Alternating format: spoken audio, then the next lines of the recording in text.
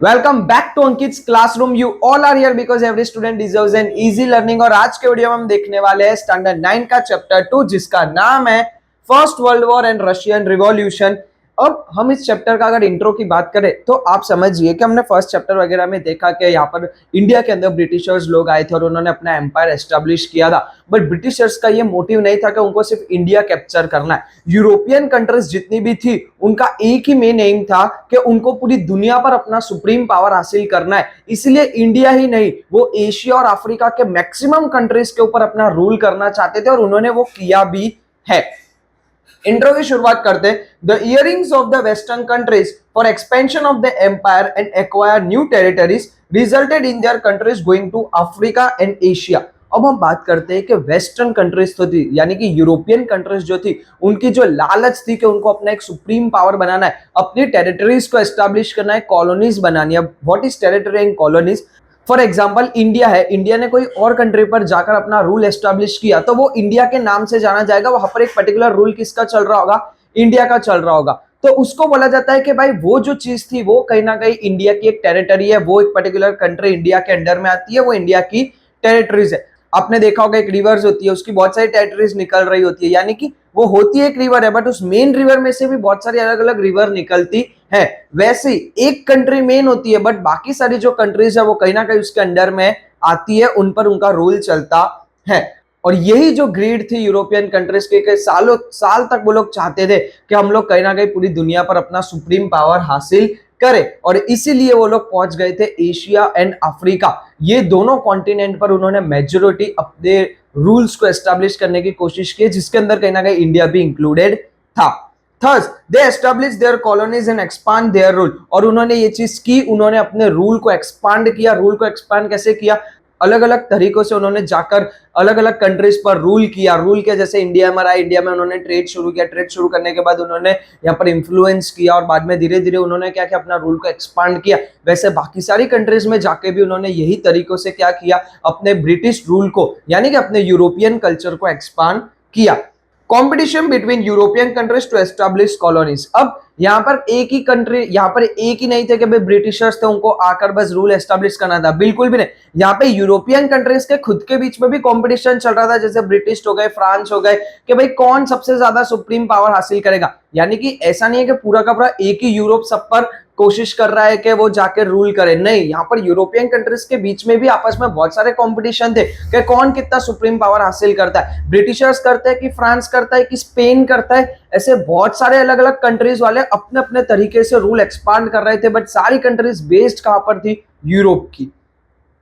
Because greed of European countries, they destroy Asian and African countries। और इनकी लालच की वजह से, यूरोपियन कंट्री की लालच की वजह से इन लोगों ने एशिया एंड अफ्रीका कॉन्टिनेंट को पूरा खत्म कर दिया था। पूरा उनको सोशली, इकोनॉमिकली एंड कल्चरली उन्होंने डिस्ट्रॉय कर दिया था। आप यहाँ पर आप इंडिया का ही एग्जांपल ले लो। इंडिया पहले इतना अमीर था, उनकी इकोनॉमिक स्टेबिलिटी थी, या फिर कल्चर इतना अच्छा चल रहा था, यहाँ पर इक्वालिटी थी, भाईचारा था, बट उन्होंने आके हमारे बीच में एज अ कम्युनिटी दंगे भी करवाए, उन्होंने कहीं ना कहीं हमें प्रॉब्लम भी फेस करवाई, उन्होंने हमारा इकोनॉमिक रूइन किया, उन्होंने हमारा एग्रीकल्चर सेक्टर खराब कर दिया।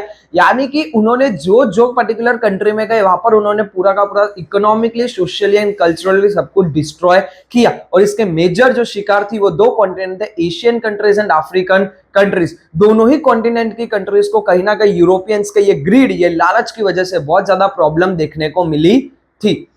उसके बाद ये था चैप्टर का बेसिक इंट्रो कि भाई पूरी दुनिया के अंदर सिर्फ इकलौती इंडिया नहीं, बहुत सारी कंट्रीज थी जो कहीं ना कहीं यूरोपियन कंट्रीज के अंडर रूल में आती थी। वहां पर ये लोग यही चाहते थे कि हमको सुप्रीम पावर बनाना है, और यही सुप्रीम पावर बनाने के लिए वो हर एक एशियन और अफ्रीकन कंट्रीज के ऊपर रूल कर रहे थे।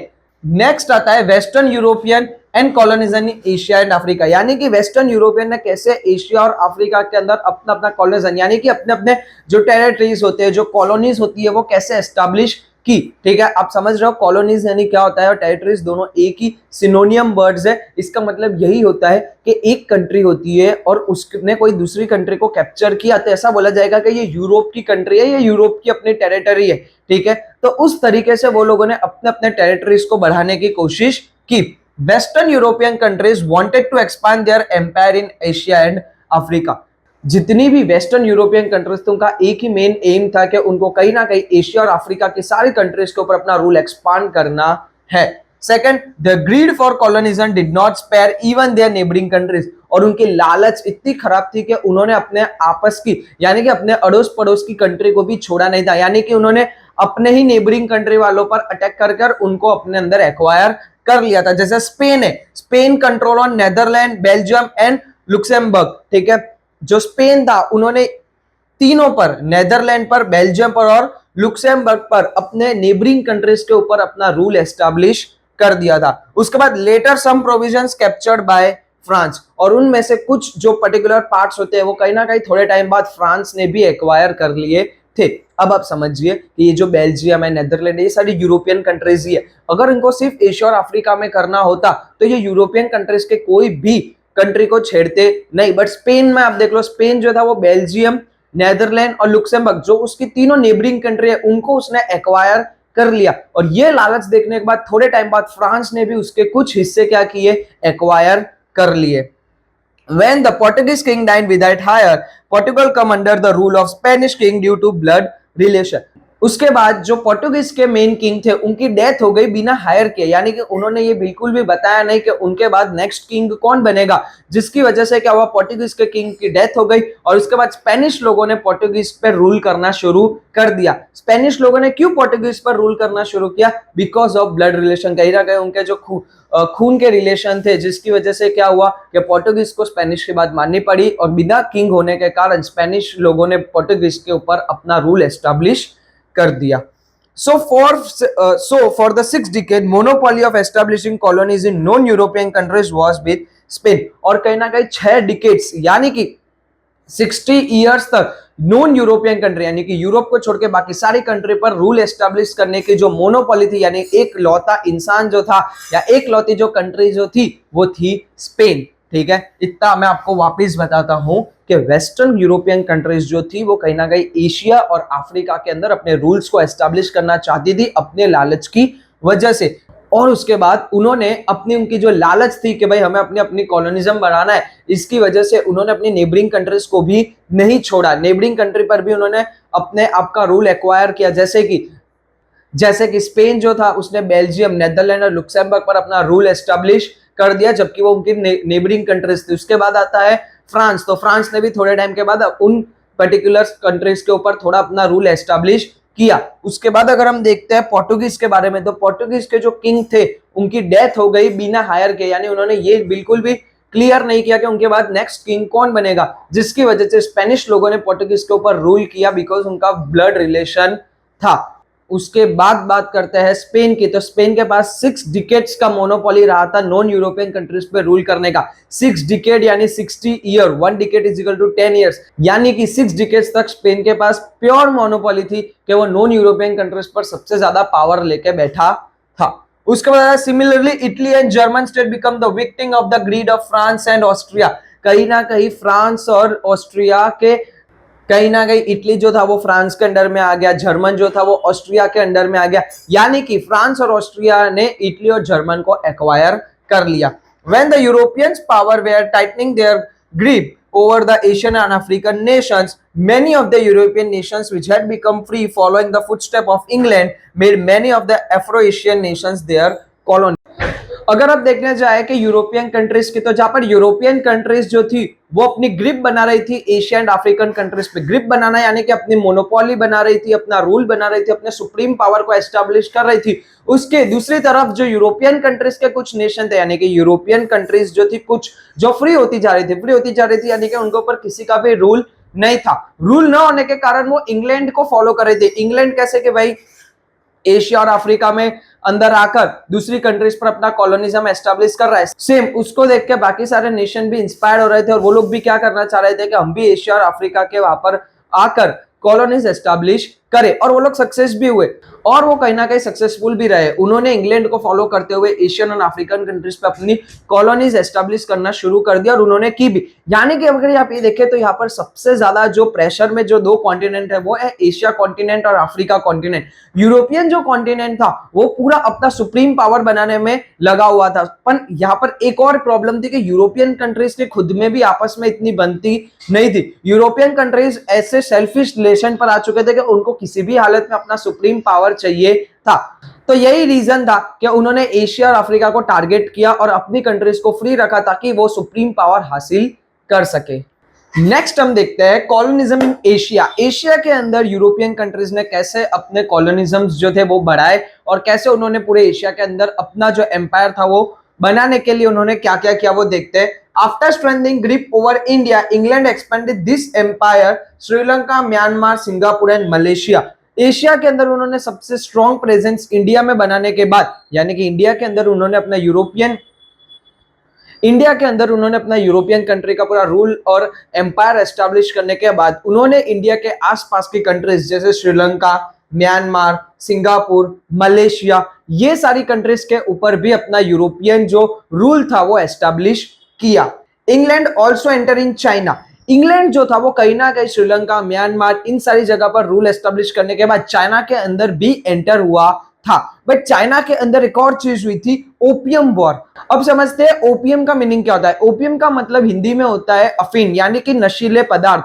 चाइना और इंग्लैंड के बीच में इस बात के लिए वॉर हुआ था कि क्या अफीम यानी कि ओपियम का यूज या ट्रेड होना चाहिए या नहीं। तो चाइना चाहता था कि ओपियम का ट्रेड नहीं होना चाहिए, जबकि इंग्लैंड चाहता था कि ओपियम का ट्रेड होना चाहिए। और इन्हीं वजह से पहला ओपियम वॉर हुआ था 1839 से 1842 तक। 3 साल के बीच में पहला ओपियम वॉर हुआ था और इसी वजह से हिस्ट्री में यह पर्टिकुलर सिनेरियो को ओपियम वॉर भी बोला जाता है। ओपियम वॉर किसके बीच में हुआ था? तो इंग्लैंड एंड चाइना के बीच में हुआ था।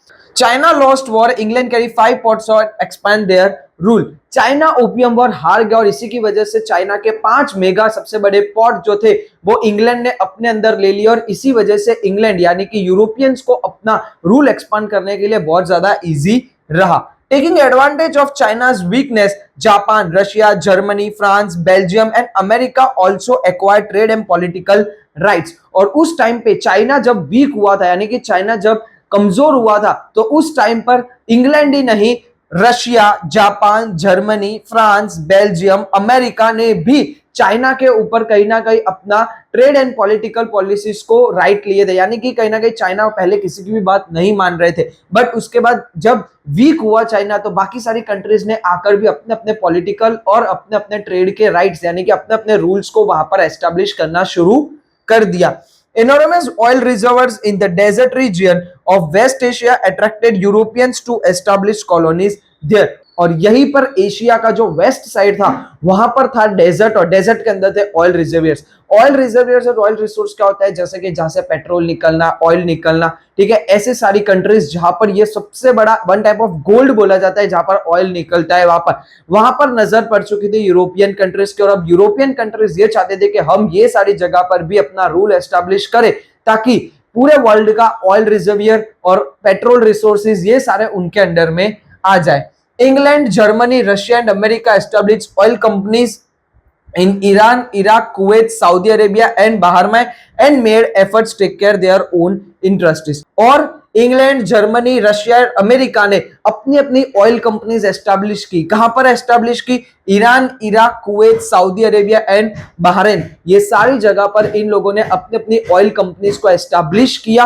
क्यों एस्टैब्लिश किया? ताकि वो लोग ऑयल के ऊपर भी अपना कंट्रोल रख सके, अपना ट्रेड रख सके और वो सारी जगह पर वो लोग एक्वायर करके उन पर्टिकुलर कंट्रीज को भी दबा सके। वापिस से समझते हैं कॉलोनिज्म इन एशिया क्या हुआ था। तो एशिया के अंदर इन लोगों ने कैसा अपना कॉलोनिज्म फैलाया था। तो सबसे पहले आता है कि इंडिया पर जब उन्होंने अच्छी ग्रिप बना ली थी, इंडिया को उन्होंने एक्वायर कर लिया था, उसके बाद उसके आसपास के कंट्रीज जैसे श्रीलंका हो गया, म्यांमार, म्यांमार हो गया, सिंगापुर हो गया, मलेशिया हो गया, ये सारी जगह पर भी इन्होंने अपने रूल को एस्टैब्लिश किया। उसके बाद उन्होंने चाइना के अंदर एंटर होने की कोशिश की, बट चाइना के अंदर एंटर होते ही उनका सबसे बड़ा जो प्रॉब्लम था वो ओपियम के साथ था। चाइना चाहता था कि ओपियम यानी नशीले पदार्थ का व्यापार न हो, और वहीं पर इंग्लैंड चाहता था कि नशीले पदार्थ का व्यापार हो क्योंकि उससे ज्यादा पैसे कमाए जा सकते है। और इसी की वजह से दोनों के बीच में यानी कि चाइना और इंग्लैंड के बीच में हुआ ओपियम वॉर 1839 से 1842 में सबसे पहला ओपियम वॉर हुआ था, जिसको हिस्ट्री में ओपियम वॉर से जाना जाता